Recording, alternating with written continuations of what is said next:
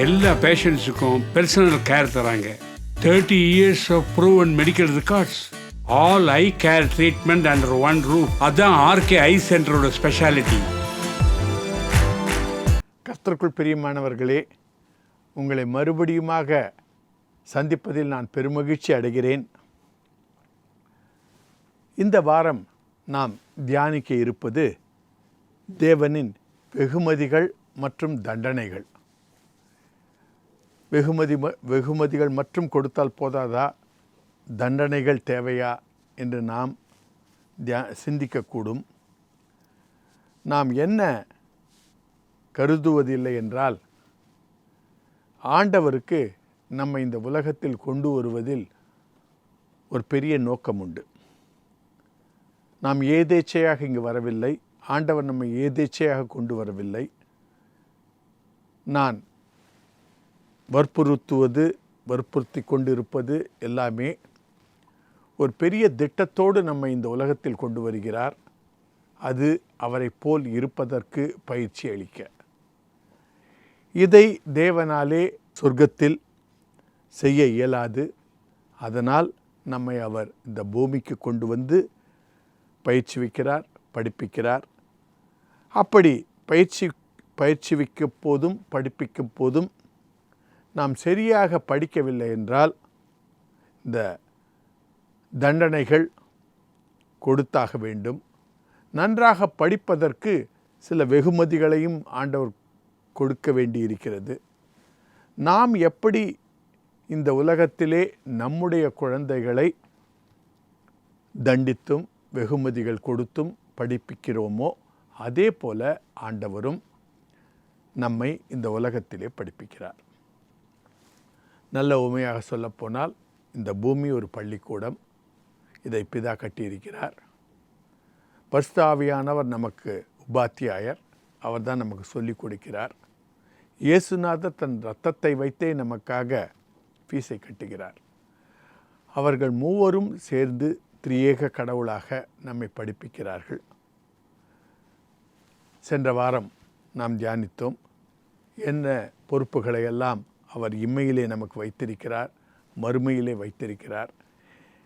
இவற்றை நாம் பெற்றுக்கொள்ள வேண்டுமென்றால் இங்கு தகுதிப்படுத்துகிறார். கற்றுக்கொள்ள வேண்டிய அவசியம் இருக்கிறது. அப்படி கற்றுக்கொள்ளும்போது நமக்கு சில வெகுமதிகளையும் கொடுக்கிறார். கற்றுக்கொள்ளாத சமயத்திலே நம்முடைய நன்மைக்காக அவர் தண்டிக்கிறார். வேதத்திலே எங்கெல்லாம் இதை குறித்து எழுதப்பட்டிருக்கிறது என்பதை நாம் காண்போம். முதலாவதாக, என்னுடைய பெற்றோர்கள் என்னை எப்படி படிக்க வைத்தார்கள், எப்படி வெகுமதிகள் கொடுத்தார்கள். நன்றாக படித்தால், நல்ல மார்க் வாங்கினால், பெற்றோர்கள் என்னையும் என்னுடைய தமையனாரையும் நல்ல ஒரு ஹோட்டலுக்கு கொண்டு போய் உணவுகளை எங்களுக்கு வாங்கி கொடுப்பார்கள். பிரியாணி வாங்கி தருவோம், நன்றாக படி என்பார்கள். என் தகப்பனார் வேலை செய்து கொண்டிருந்தார். அவர் ஒரு 5:30 ஆஃபீஸிலிருந்து வருவார், அலுவலகத்திலிருந்து. எனது பள்ளி 4 மணிக்கு முடிந்துவிடும். அவர் சொல்லுவார், நீ 1 மணி நேரம் 1.5 மணி நேரம் விளையாடலாம். 5:30 மணிக்கு வீட்டுக்குள்ளே வந்து படித்து கொண்டிருக்க வேண்டும் நாம் வரும்போது என்று சொல்லுவார். இல்லை என்றால் உதை கிடைக்கும். பெரும்பாலான சமயத்திலே அதற்கு கீழ்ப்படிந்து போவோம். பட் பல சமயங்களிலே வாட்ச் இல்லாத காரணத்தினாலும், ஆட்டத்திலே கவர்ந்து இழுக்கப்பட்ட காரணத்தினாலும் அவர் வரும்போது விளையாடி கொண்டிருக்க கூடும். அப்பொழுது அவர் சைக்கிள் பெல்லை அடிப்பார். வியர்த்து கொட்டும். ஏனென்றால் நன்றாக தெரியும் நன்றாக அடிப்பார் என்று.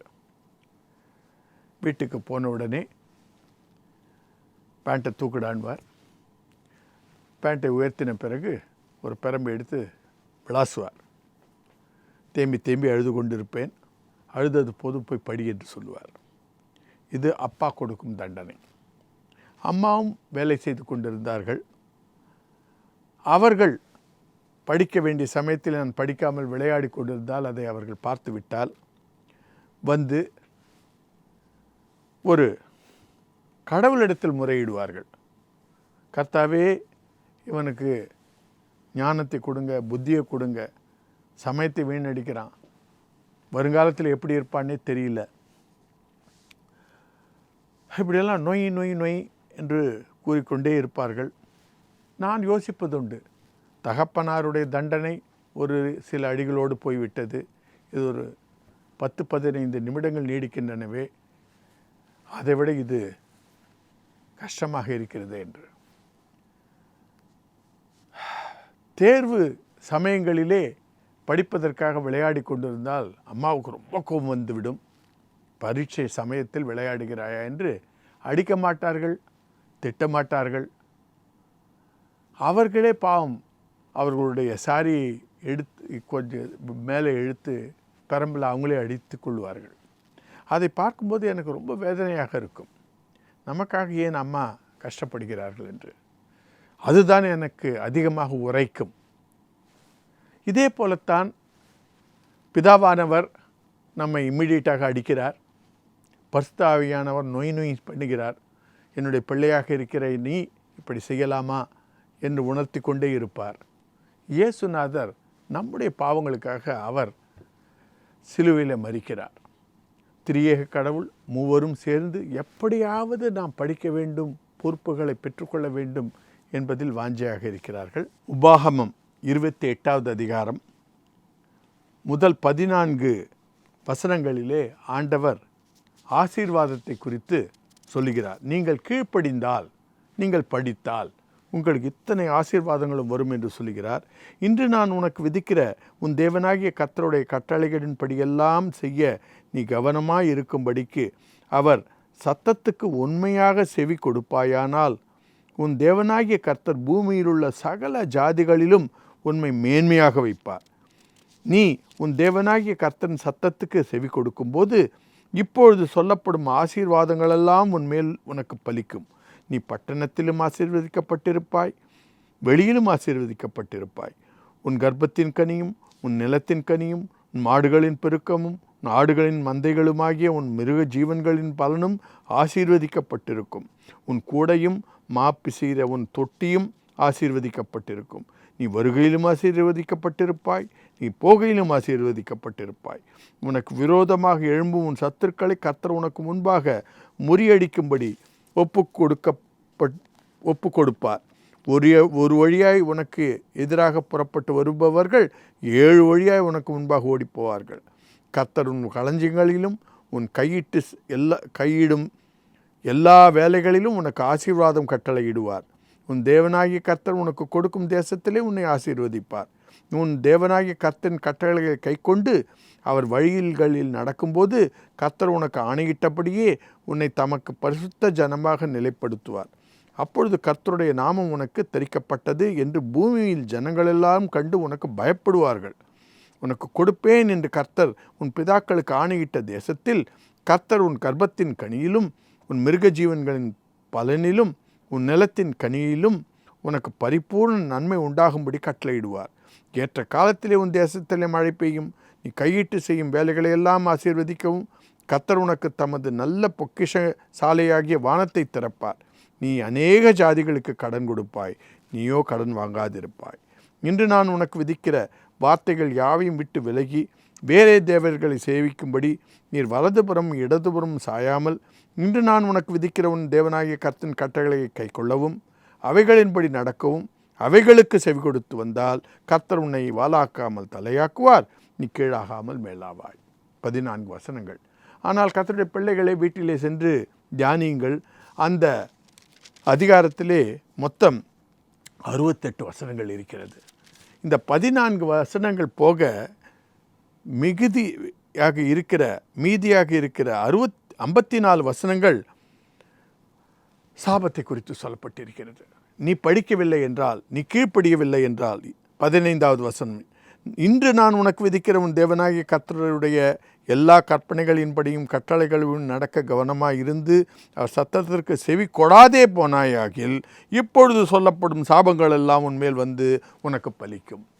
இதிலிருந்து நமக்கு என்ன தெரிகிறது என்றால், கர்த்தர் நம்மை உற்சாகப்படுத்துவதற்காக ஆசீர்வாதங்களை கொடுக்கிறார். எப்படியாவது இவனை படிக்க வைக்கும் என்பதற்காக சாபங்களையும் கொடுக்கிறார்.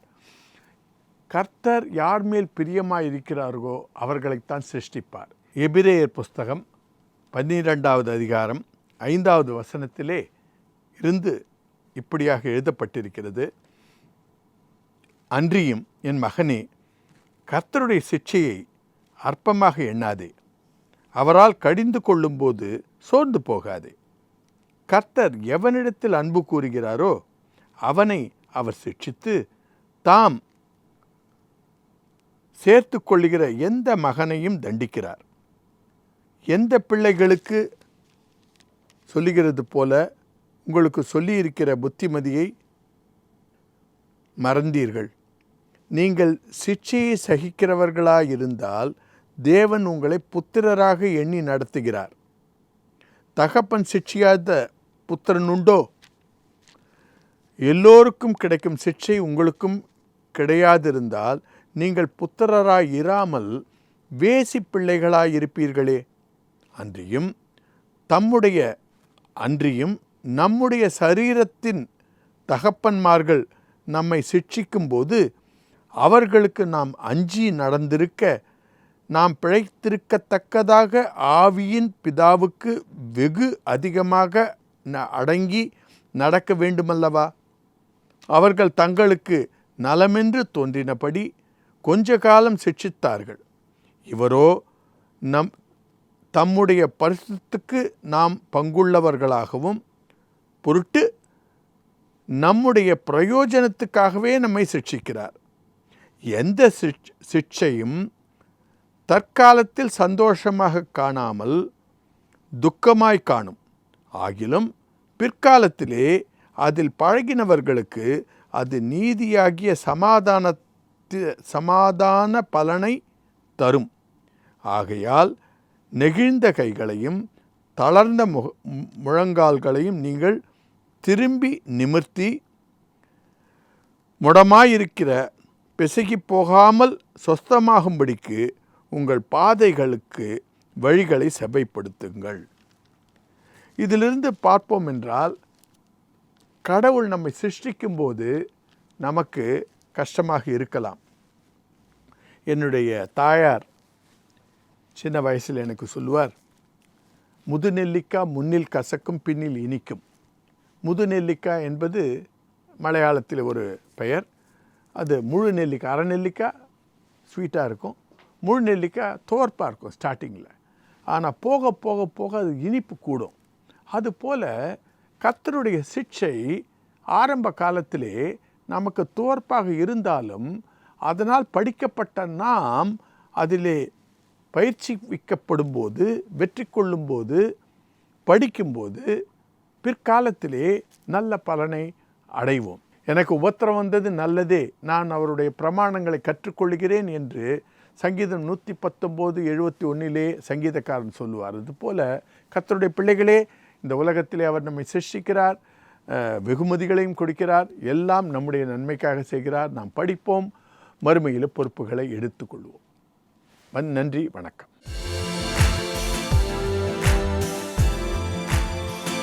எல்லா பேஷண்ட்ஸுக்கும் பர்சனல் கேர் தராங்க. 30 years of proven medical records.